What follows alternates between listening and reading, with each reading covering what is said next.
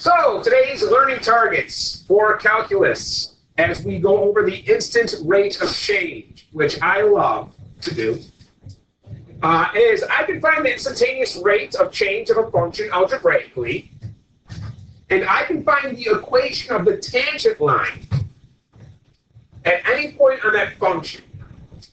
All right, and these should kind of bring back memories. Equation of a line from pre-calc, from algebra, all that jazz, and it's not too far off. So let's find the slope of this parabola, y equals x squared, at the point. Now, where else have we seen instantaneous? The rate of change, right? When like a rock is falling, and it takes 6 seconds. We have the average rate of change, but then we have the instantaneous rate of change, right? When it's at 4 seconds. This is still instantaneous. I want the slope right at this point, the instant. We're at point 24. Now this is an x, and this is a y, correct? And it is the point right here, this dot that's given to us, 24. Now, it's not an interval, it's a point. That's why I mentioned the x and y. An interval will technically should be given to you more like this. That would be from when x is 2 to when x is 4. That's an interval. This is a coordinate they're giving us. Good point. Now, anytime we use instantaneous, now when it was the average rate, then we use a change in y or change in x. But when it's instantaneous, we still use the same thing. F of x plus h minus f of x all over h. But do not forget, we still need to apply this as the limit as h goes to 0. Which means at some point we need to try and get that h out of the bottom of the fraction. Otherwise it will not work. And we do it the same way we found at the instantaneous speed of the rock. We put it in, we FOIL, we factor, and the h's all cancel nicely. Let's do this. This time, our function is x squared. So I'm going to take my function and put an x plus h in it. So it's x plus h squared. So I'm putting x plus h right in for that variable right there. Minus, anytime you see f of x, that is the original function you're subtracting. And I want you guys to get in this habit because it will prevent making a mistake in the future. I want you to put this in parentheses. Because if this was x squared minus 4, and I had to subtract it, don't just do that. Because that's just subtracting x squared. You're subtracting the whole thing, which means you need to flip both signs, don't you? So I want you to get in the habit of putting that second function in parentheses. All right? That's our original function, which is just x squared. So I'm subtracting just x squared. That's all over h. So now, what is this FOILed out?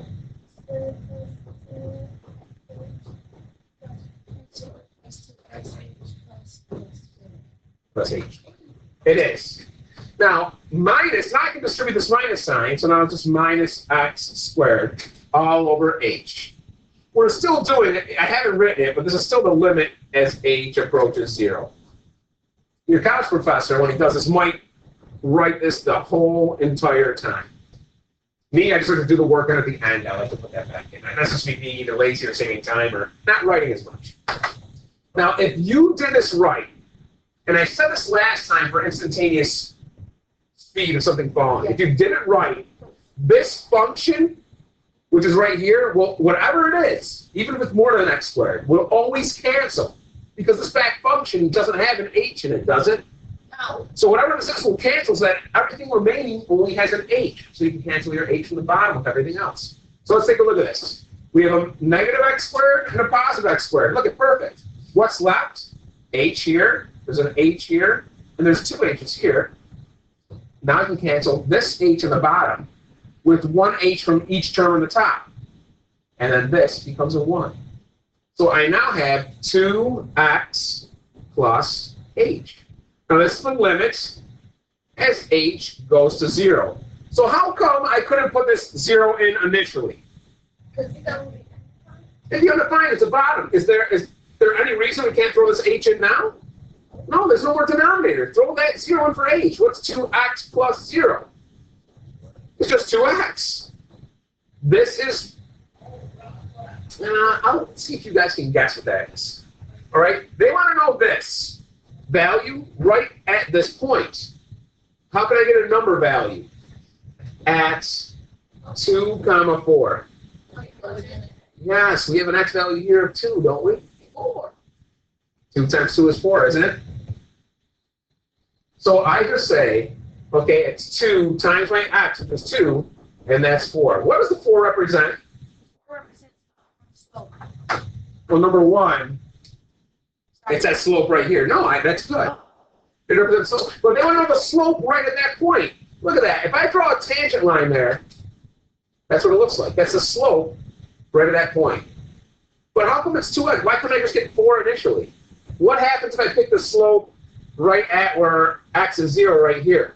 Wouldn't a tangent line go this way? It wouldn't be the same value, would it? When x is 0, what's the slope there? Yeah, I just take this and I put a 0 in for x. What about when the slope is -1? Right here.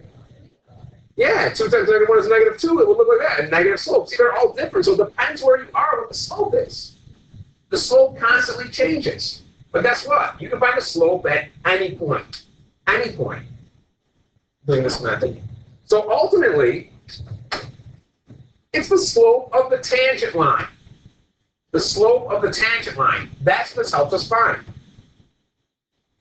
I mean, even if I didn't have the word slope in the equation here in this problem, isn't rate of change the same thing as slope? It is.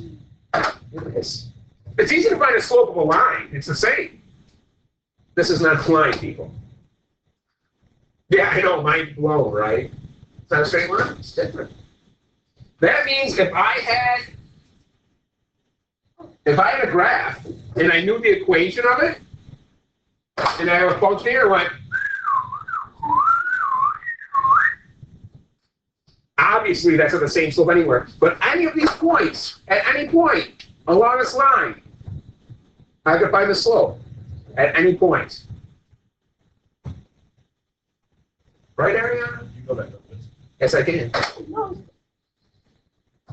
All right, so now that we know, we can find the slope of any point on the graph.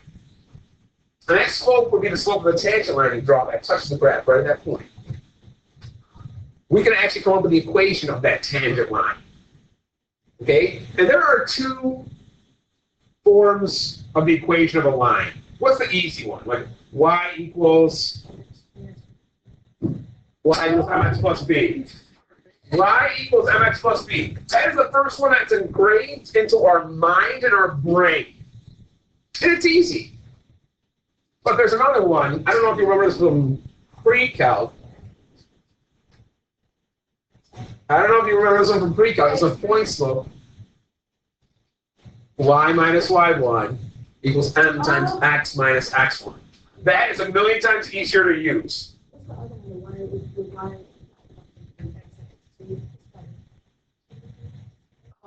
Yeah. Okay. Anyways, now that we know, okay, this graph right here, it's the same one we just did. We know what the slope is here right at this point. What is the slope there? 2x times, okay, if it was 2x, it was 4. The slope was 4, right? Remember, the slope was 2x, so at any point x, we'll find the slope and just plug the x in there, right? Our x happens to be 2. 2 times 2 is 4. The slope, which is our m, of this line right here in red, the slope of that line is 4. Okay? So I know. You ready? I'm going to show you both ways, and you're going to see why this way is so much easier. Okay, if my slope is 4, okay, I still don't know what the b is. But how do I find the b? Yeah, don't I have an x and a y here? 2, 4. My x is 2. My y is 4. So 4 would equal 8 plus b. And what's the value of b? 4.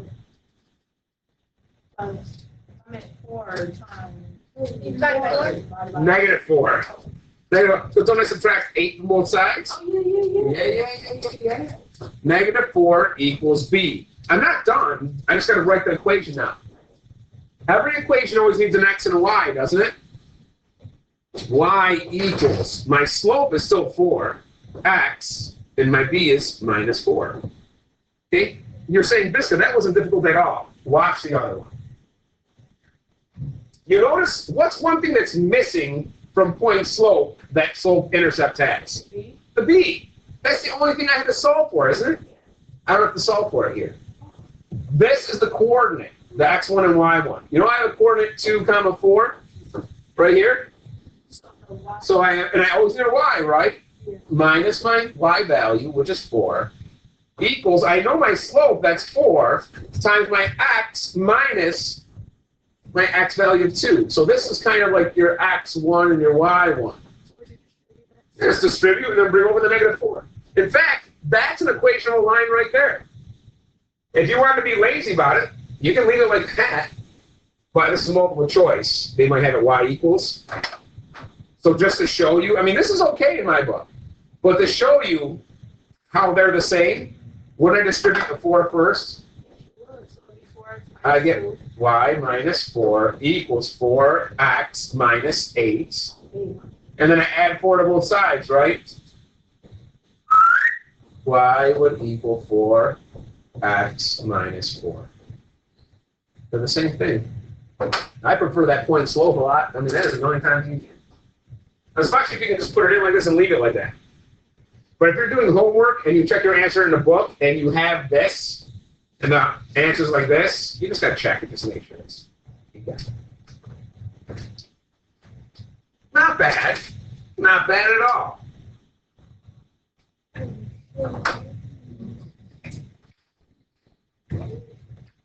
Positive. The polar express. I love it.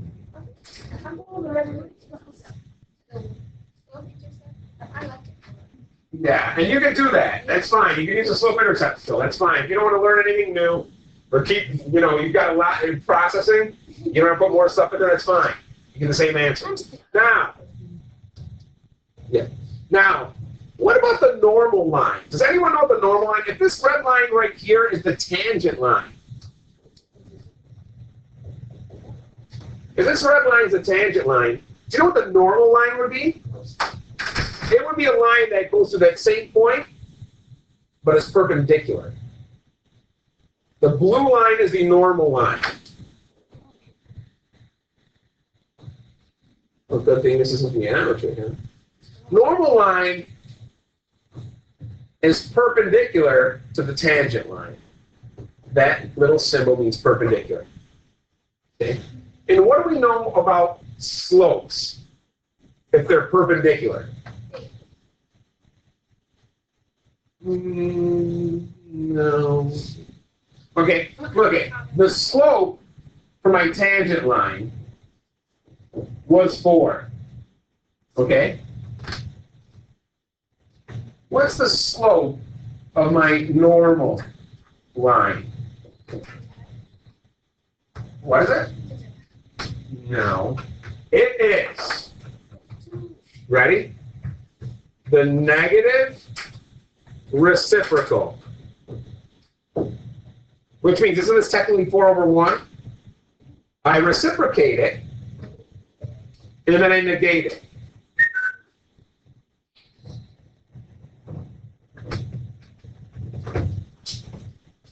So now,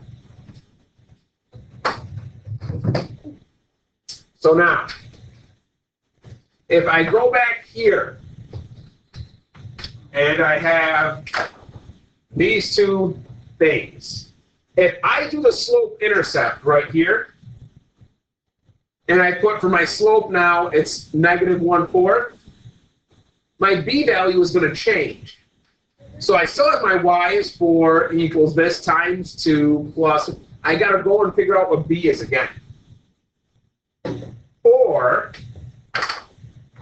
I can just switch my m value here to negative 1/4 and just redistribute and bring it over. You don't have to solve for b at all. So you see, You can do this. It's a little bit more work, but it's simple work. But this one to me is a lot easier. So I'm going to go over here. We have y minus 4 equals, this was the original one.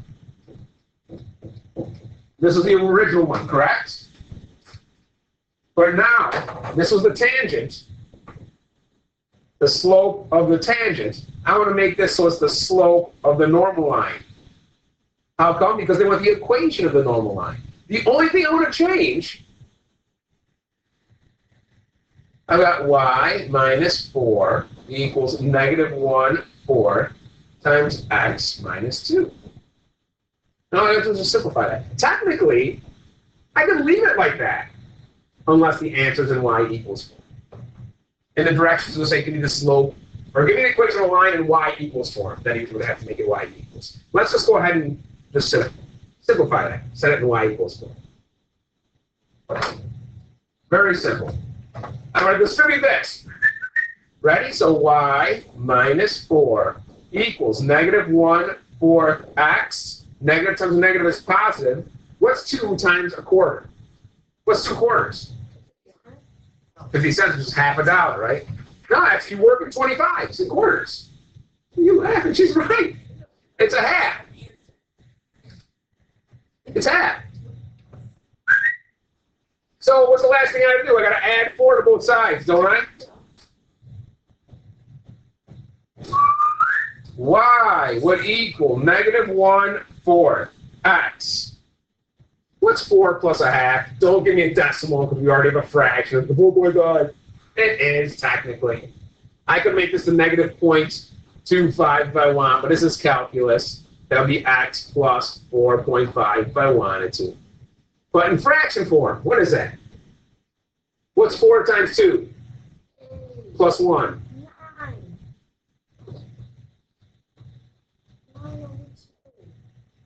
So, if we did this right, the tangent line equation was y equals what? 4x minus 4?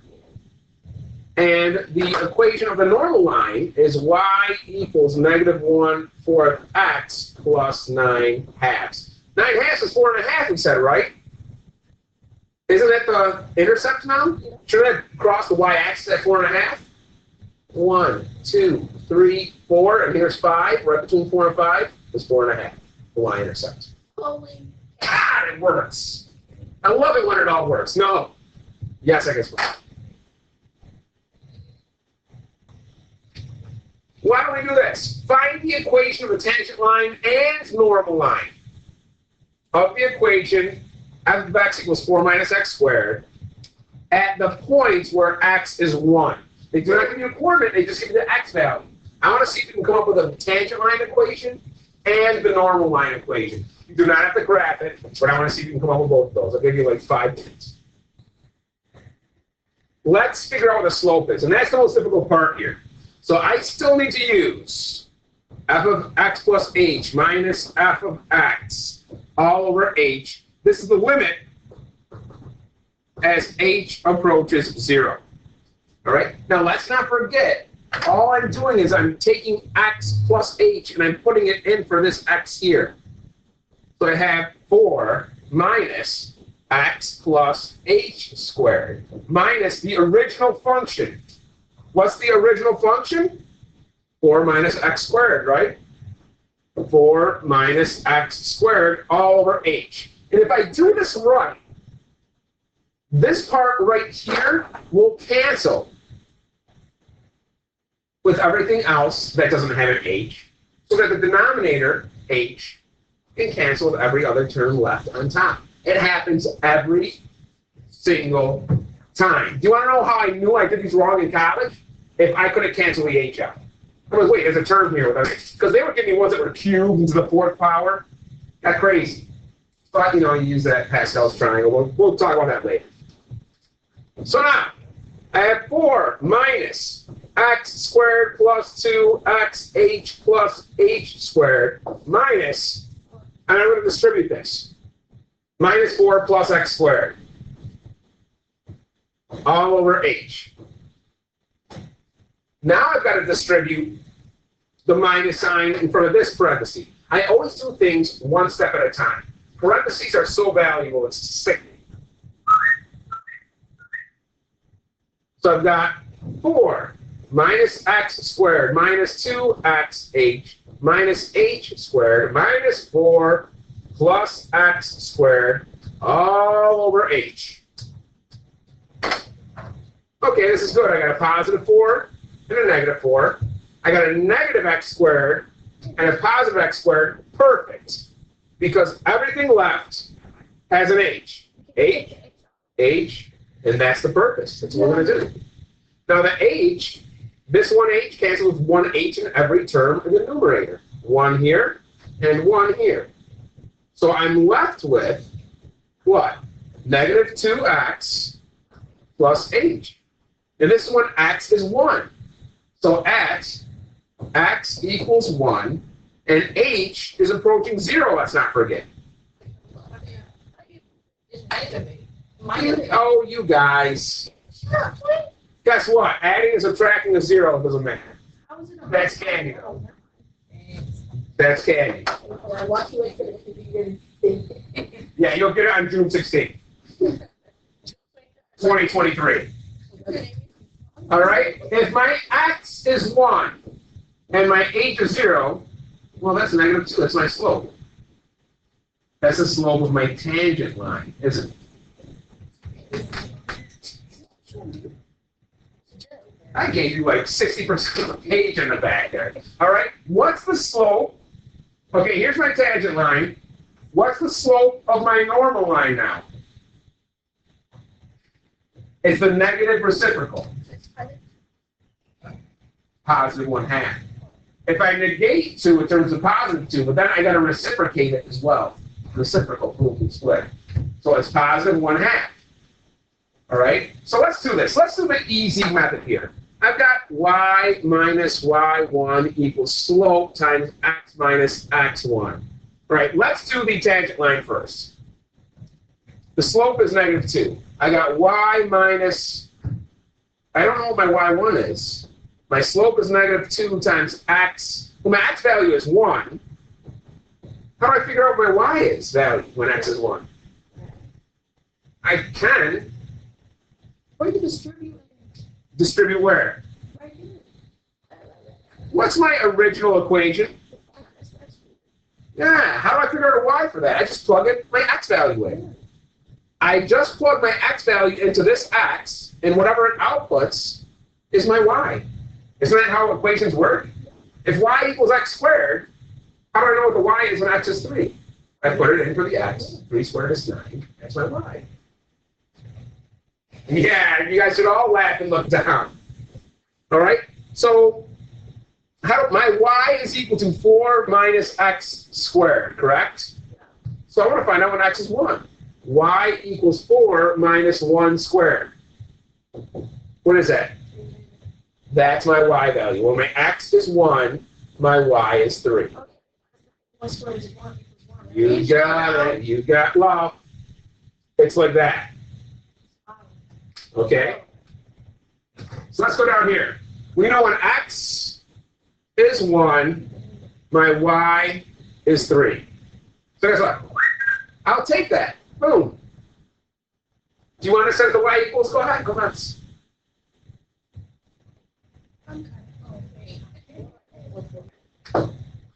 So let's figure out the equation for my normal line. Now, I'm still going to use y minus y1 equals m times x minus x1.